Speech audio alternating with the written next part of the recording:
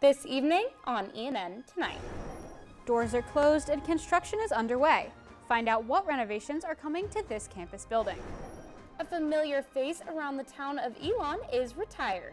Hear about his impact on our community. I felt like that was the best time to break. Monks on a Walk for Peace are coming through North Carolina. When and where you can see them next. Those stories and more. ENN Tonight starts now.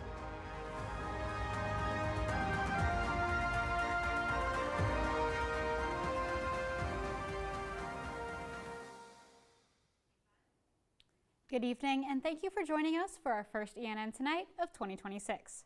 I'm Abbie Gravely. And I'm Alice Morrissey. Let's dive right into this week's top stories. Starting off tonight, the Mooney Building, Elon's Education Center building, will be closed for the rest of the semester due to renovations. These renovations have already begun and include replacing the windows, upgrading the HVAC system, and reevaluating the gutters and drainage. The staff and faculty offices have been relocated, including the teaching fellows' offices, which have been moved to the basement of the Powell Building. The building is set to reopen in the fall. On top of Mooney being closed, the LaRose and Mooney parking lots will also be shut down during this period. In the city of Mebane, 3 employees have been fired and 8 more have been suspended within the last year. According to the Alamance News, the city of Mebane fired a maintenance technician and a groundskeeper in April, one for failing a drug test and the other for failing to complete one. The Mebane Police Department has had the most disciplinary actions, with 3 suspensions and 1 demotion. 3 of the officers are still employed while 1 did resign. The reasoning behind their suspensions have not been publicly released. The Disney World of gas stations, Buc-ee's, is opening its first North Carolina location right here in Alamance County after several construction delays. Construction is actually already begun in late 2025, but it was delayed because of sewer permits and issues with the city of Graham. This Buc-ee's will open in Mebane, not too far off campus, and the site will be 34 acres, with a plan to widen Trollingwood-Hawfield roads and extend exits and entrances from I-40. This part of the process is projected to take around 18 months. Buc-ee's will open 200 full-time jobs, such as cashiers, bathroom attendants, warehouse staff, and food service workers. It also includes 650 parking spots, including 11 spaces for buses and recreational vehicles, 120 gas pumps, and electric vehicle charging sites as well. Buc-ee's media team declined an interview with Elon News Network, but provided a projected opening date of May 2027. A valued member of the Elon Community Church retired from his ministerial position at the start of the new year. ENN's Anjolina Fantaroni has more on Randy Orwig's impact on the Elon community. Former pastor Randy Orwig has held the position since 2011, a total of nearly 15 years. I felt like that was the best time to break because of what was going on with holidays. And pastors and holidays have to match, It's not good to get a brand new pastor for a holiday that's going on. On July 1st, Orwig announced his retirement by writing a letter to the United Church of Christ congregation. He says his farewell has caused a little bit of grief. I think on the whole, we prepared everybody quite well. We've talked about it. I gave 6 months notice, and we took our time really trying to help people understand it. We had several gatherings, and those things really made a difference too. Grief is something that the town of Elon may feel as well, with Orwig's connections to specifically the Elon Farmers Market. Downtown Development Director Jill Weston says Orwig has been an instrumental part in growing town programs. I mean, he's like literally the king kahuna of the parking lot over there. The university shares it, the church shares it, we utilize it. However, Orwig's former pastor position isn't the only one he's held for Elon. He's also currently an Elon Town Council member. He values what we do as much as we value what he did over there. So we're really going to miss him in that capacity. I'm just grateful he's still on the town council, so I get to still interact with him on a regular basis. Orwig says he will not be available for weddings, funerals, or counseling, so the church can build a relationship with the incoming pastor. Anjolina Fantaroni, ENN Tonight. Elon Community Church currently has a ministerial team as the interim pastors while they search to fill the position. And joining us live in studio is Town of Elon Mayor Emily Sharp. Emily Sharp, thank you so much for joining us. Yeah, happy to be here and love to see that about Randy as well. I know. So starting off, you just were reelected. So what is your biggest priority in your new term coming up? Well, the town of Elon is dealing with a lot of growth right now, more growth than what we've really seen in a long time. So I want to continue to see, that done in a nice, orderly fashion, and with our community to just be aware of what is happening. I think that transparency in government is incredibly important, and so I want to continue to lead with that transparency. When people ask me a question, they're going to get a direct and honest answer, and I am excited about those new developments. And there's, a lot going on campus as well, so continue that partnership with Elon University is really important to us. I love that about the partnership with Elon University. I think that's something that especially students really care about. And also an awesome segue to my next question. What is something you and City Council kind of are hoping to do to continue to build that relationship with the Elon University community? So one of the things that I am asking our town council to take up as an initiative this year is what I'm calling our RISE committee. And through RISE, it's all about coming together, building community, and that's not just our residents or our full-time residents. That's also with students and also members of the retirement communities in town. I think it's really important that when Elon students are here, that they feel at home here and get engaged here. And I think that not only that, it can also lead them to job opportunities here locally, because this is a great place to live. I didn't grow up here. I didn't even know about Elon, North Carolina, 15, 20 years ago. But now I truly believe there's no better place in our country to live. So there's a town council meeting coming up tomorrow, and we saw that on the agenda. You guys are going to talk a little bit about the fiscal year draft of 2026 and the 36 capital investment plan. And you talked about it last council meeting too. What major projects do you hope to prioritize first off of that plan? Well, the majority of our budget is spent on personnel costs, so the costs for salaries and benefits for our employees.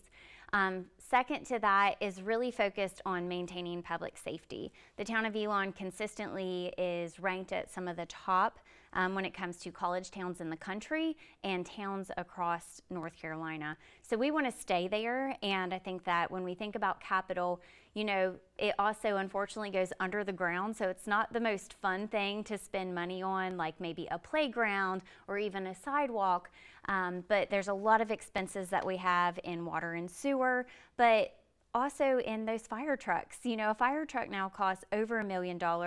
Our recent one was over $2 million. So finding a way to really focus on that level of spending in a small town with a small budget, while also meeting the needs of our residents outside of public safety. Yeah, so I'll wrap up here with just a final question. What's a message that you would like to share to the town of Elon looking ahead? I think that it's a good time to be here. We are growing, and reach out. Our town council is incredibly approachable. We want to hear from our residents, and to the Elon students, get engaged. We want to hear from you all as well, and we look forward to at least my next 4 years here on our town council. Well, Madam Mayor, thank you so much for joining us. We've really appreciated having you here. Thanks for having me. Back to you at the desk, Abbie. Thanks, Alice. The 2026 Workforce Development Rankings have been released, and North Carolina came out on top. These rankings are measured on how well states prepare and sustain skilled workers. These are based on education credentials, technical skills, and productivity. Job growth and business expansions were linked to the state's workforce readiness. And today is the first day North Carolina voters can begin mail-in voting in advance of the primary election. County boards of elections are sending absentee by mail ballots to registered voters who have requested them. Voters planning to mail in their ballots who haven't yet registered have until February 6th. But those who do plan to vote early in person can register that same day.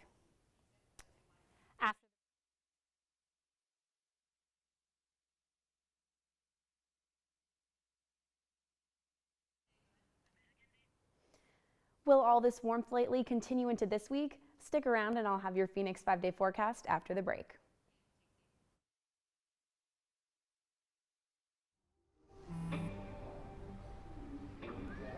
I don't know why you're so sad. You've got a roof over your head. You gotta stop with that depression stuff. That's what white people think. You all right? It just feels like it's coming from everywhere. Do you want to talk about it? You can talk to me if you're feeling sad. Whenever you need to talk, I'm here, okay? Whether it's our stories, the warmth of our laugh, or our family's secret sauce, we all bring something different to the table. So make some space. The power of connection is waiting right outside your comfort zone. Learn how you can help strengthen your community at belongingbeginswithus.org/teamup.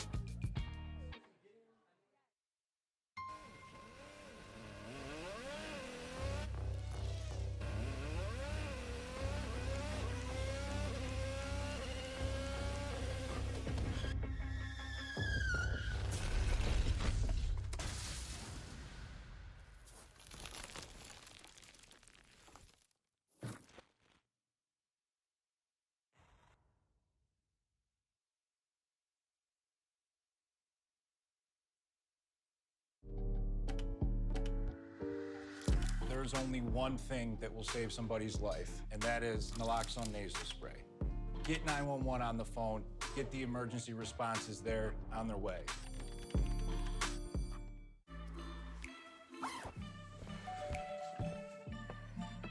Yo, camping buddy. Okay, you guys ready? Dude, I thought you were driving. I thought you were driving. Oh, I never said I was driving. I definitely can't drive. Okay. If you're high, just don't drive. It's illegal everywhere. If you feel different, you drive different. Hate is loud, but love is the majority.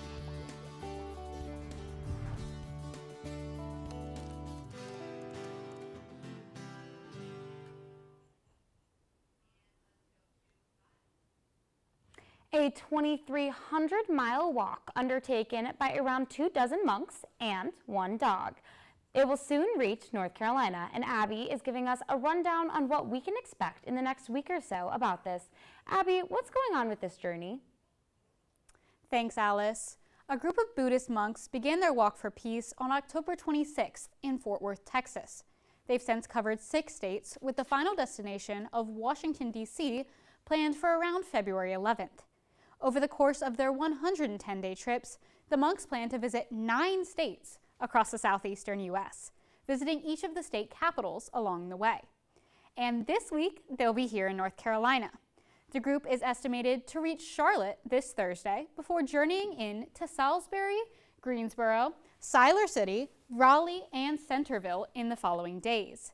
The journey is not a form of protest, but rather an awareness campaign for peace, loving kindness, and compassion, according to the group's Facebook page. Spiritual leader Bhikkhu Panagakos says that the goal of the walk is to, quote, awaken the peace that already lives within each of us, and to serve as, quote, a simple yet meaningful reminder that unity and kindness begin within each of us and can radiate outward. At each stop along their journey, the group gives peace talks and interacts with the large crowds that have gathered to support their cause. This support has included donations of food and other supplies. Exact dates for each stop are subject to change based on weather and other logistical factors. So for the most up-to-date information, check out the Walk for Peace Facebook page. Now back to you at the desk, Alice. Thanks for that, Abbie, and we'll keep an eye out on the monks as they make their way here. And as Black History Month is coming up, Elon hosted author of The Many Kings, The Complex Life of Dr. Martin Luther King Jr., Kwame Anthony Appiah. To give the MLK Jr. address, ENN's Anjolina Fantaroni sat down with Abbie for an exclusive interview to hear more about his speech. What lessons do you take away from his life and his legacy? Well, I think there are many to take. Obviously, one is to take seriously the thought that we have an unfinished struggle for equality in the world, in our country and in the world. I think another is that people can be enormously important and positively important for questions of political justice and be flawed. Dr. King was a flawed individual in some ways, as we all are. We're all flawed, nobody's perfect. I think it's good to be able to recognize and celebrate someone for the things that are great about them while acknowledging the things that are not so great. How do you kind of think civil rights are today versus how they were back then? Well, when he started out, when he got married, for example, to Coretta Scott in Marion, he couldn't stay in a hotel in that town, so he spent the first night of his married life as in the guest room of a funeral parlor in Marion. And now, because of the legislation that was passed, in part because of campaigns that he played a part in, it's illegal to deny people accommodations on the basis of race in this country. And that's one of his achievements. So clearly things are not as they were in the 1950s when he was beginning his work. But his work is obviously uncompleted. We human beings are imperfect creatures. We never get everything exactly right. And I think it remains the case in this country that you can show that race plays a role in determining people's life chances, and that black people have, on average, worse life chances. And that's still true. And so there's unfinished work to be done. To see the full exclusive interview with Abbie, visit our YouTube channel at Elon News Network. Our Mackenzie Cruz is in studio with your weather for this upcoming week. Hey Mackenzie, how's it looking so far? Thanks, Abbie. The warmth from this weekend will continue into the start of the week, and then it's going to cool down just a bit. Now for your Phoenix 5-day forecast. Tonight we'll see a low of 25 with clear skies and some wind. Tomorrow we'll have a high of 57 and lots of sunshine. The clouds will roll in Wednesday with wind and a high of 53, and the rest of the week will cool down to the low to mid 40s. Thursday we're looking at more wind, mostly cloudy skies, and a chance of afternoon showers. Friday will still be chilly, but with more sunshine. And finally, Saturday will have more of the same with partly sunny skies and a high of 45 with a low of 27. That's all for this week, but I'll be back later with why it's been so warm this winter. Back to you at the desk. Thanks, Mackenzie. We'll try to enjoy a warm J-term for as long as we can. Stick around after the break to see how the Phoenix played against Campbell men's basketball. I don't think that many kids in my son's school even do it. He makes fun of his friend who vapes. He would never try it. She's into soccer. She's on the honor roll. She's just not the type. No way. No way. No way. No way, my kid would never vape. Get your head out of the cloud. Today, nearly 8,000 kids will start vaping. Maybe even yours. Learn about the dangers at talkaboutvaping.org.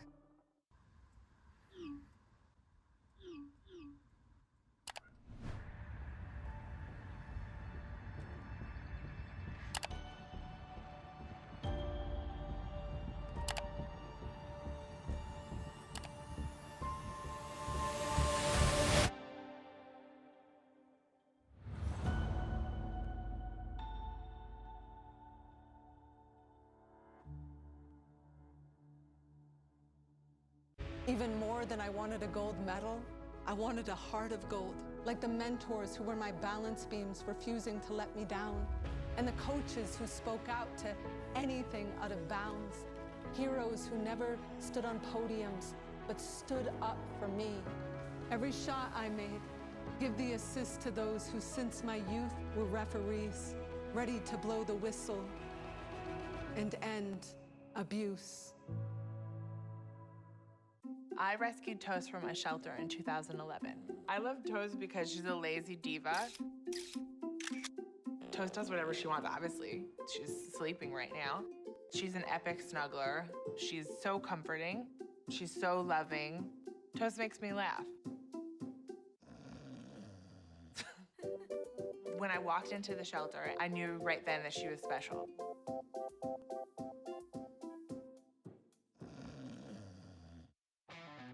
Kudos, Carl. You've always had a need for speed. Racing anything with wheels, speed reading novels in record time, yelling out 3, 2, 1 at every traffic light.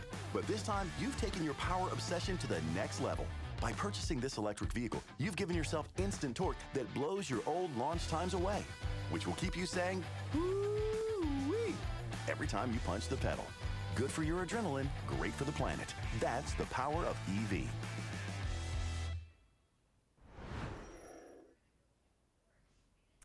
Elon men's basketball faced off against Campbell University on Saturday. Our Kathan Gandhi is here in studio to tell us about the ins and outs of Elon's hard-fought matchup. Thanks, Abbie. Entering its 17th game of the season, the Phoenix have flown far beyond preseason CAA expectations. The team was picked to place 12th out of 13 teams. But riding the backs of an abundant transfer class, Elon's offense has hit record-setting heights. Elon ranks first in the CAA in points scored per game, shooting lots of threes and spacing the floor. But Campbell has a very similar offensive makeup. The Campbells are third in scoring in the conference, led by the CAA's top three-point scorer. It was a battle of two high-flying offenses, and I was courtside to see who would come out on top. Despite chance of Elon struggled to contain Campbell's offense early. A barrage of threes gave the Campbells a 21-9 lead halfway through the first. But I think we started out kind of slow, and then we decided to have our own energy. Like the crowd brought energy, but we got to start the energy. Pace on offense and a spirited defense helped Elon chip at the lead. A late 6-point run by the Phoenix left Elon down 81-82 with 2 minutes to play. That's when Randall Pettis II went to work and pierced the defense to take an 83-82 lead. Yeah, I mean, it's a jab and try to get to the rim. Just gotta be confident with it. If you're not confident, then you probably won't see that. Shar Stadium was dynamic. Feeding off the energy, Elon held Campbell scoreless for the final 4 minutes. When Campbell's last jumper fell short, the crowd erupted. We had a great crowd tonight, tremendous energy, and down the stretch in a close ball game, that can really propel you, and I thought it really helped us. We've got to tighten some things up, but certainly much better to learn from a win and against a really good ball club. With the win, Elon rises to an 11-6 record, 3-1 in conference play. Kathan Gandhi, ENN Tonight. Elon next plays on January 15th at Northeastern. And in other sports news, Elon's starting quarterback, Landon Clark, is transferring to Louisiana State University. Clark made this announcement on social media, ending a recruiting battle among multiple Power 4 programs. Clark was named the Coastal Athletic Association Co-Offensive Rookie of the Year. And on top of that, Elon's backup quarterback, Marco Linez, has also entered the transfer portal. That leaves Elon with 3 quarterbacks on the roster. None of them have played for the Phoenix. Thanks for those updates, Kathan. And in more sports news, Elon Athletics has announced a partnership with WRAL TV in Raleigh that will bring Phoenix basketball to local television for the very first time.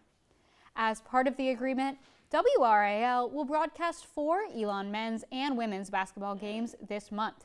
The schedule includes men's matchups against Stony Brook on the 31st and the women's games against North Carolina A&T on the 23rd and the College of Charleston on the 30th.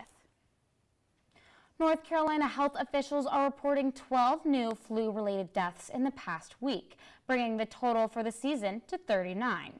Health leaders say there's been a significant spike in flu cases and other respiratory illnesses statewide. Doctors at UNC Hospital says the increase has led to several Triangle area hospitals to reevaluate their visitor restrictions and to limit the spread.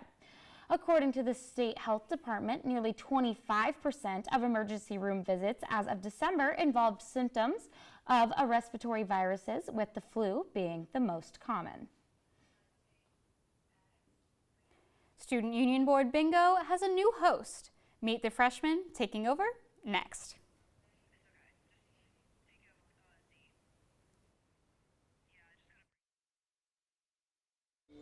Hear that? That's the sound of your life. Perfectly imperfect. But every time you drive after drinking, the music gets drowned out. Your life sounds pretty great. Don't let a buzz ruin it. Buzzed driving is drunk driving. Don't drive buzzed. In 4 days. There was an old woman who lived in a shoe. She had so many children. She didn't know what to do.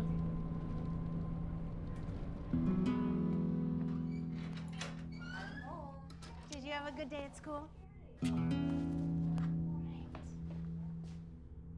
She gave them some broth without any bread. There you go.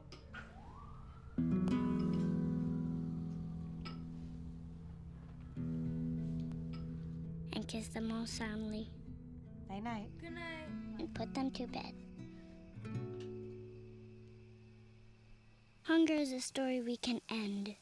End it at feedingamerica.org. Women are bad with money. That's what the world's been saying for centuries. But now, we've got something to say. Save it. It's time to save ourselves by saving our money. Until we're no longer 80% more likely than men to live in poverty in retirement. Save it. The falsehoods, the feelings of fault. Then, the funds. Learn how to save for your retirement at wesaysaveit.org. I've always been told I gotta be strong. Thick skin, tough as nails. But to be everything for everybody, it wears on you. Black don't crack, they say. But it can. We all can. Reach out to a friend if you see them going through it. No matter who you are, being vulnerable is what makes us whole. Learn how to help at seizetheawkward.org. Elon Student Union Board's former president and subs bingo girl, Sarah Kars, graduated in December. And taking over Kars's role for the first time is freshman Alex Mantel. Bingo is one of subs' most popular events, growing in popularity over the past few years. Much of its success came from the high energy and enthusiasm Kars brought to as the host of the game. Mantel says that it was her enthusiasm that pushed her to apply, ultimately filling Kars's big shoes. I saw Sarah up there and I was like, oh my gosh, she looks like she's having so much fun and she's interacting with so many people. And I was like, I kind of want to do that. And I didn't know anything how I was going to be able to do that. All I knew was like, I'm going to be bingo girl. Mantel will be sharing the role with freshman Allison Bell, and they'll be switching off every other month. You may be wondering, why has it been so warm lately? And if it'll last. ENN's Mackenzie Cruz is back in the studio with this weird winter weather. Mackenzie? Thanks, Abbie. Whether this is your first January at Elon or your fourth, you've definitely noticed how unseasonably warm it's been lately. The first week of classes had an average high of 64, with some days reaching the low 70s. So what's up with the weather? This is definitely not a typical winter in central North Carolina. According to the National Weather Service, this season's temperatures are going to be about 40 to 50% higher than average, which is what this orange color you're seeing over North Carolina is on the map. You may have heard of El Niño and La Niña, which are events based on average sea surface temperatures. And as of December, we're still in La Niña, which means cooler than normal. But the National Weather Service is predicting we'll enter ENSO neutral, which means we'll be between phases and returning to average temperatures soon. That means a cooler northern U.S. and a warmer south. And unlike last January, we're not expecting snow. That's all I have for this winter weather. Back to you at the desk. Thanks, Mackenzie. Hopefully we'll see spring weather sooner than we think. Well, that's all the news we have for you this evening. Thank you so much for joining us. head over to our website, elonnewsnetwork.com, for stories, sports, and more. Make sure to follow us on social media at Elon News Network. Have a great night, Elon.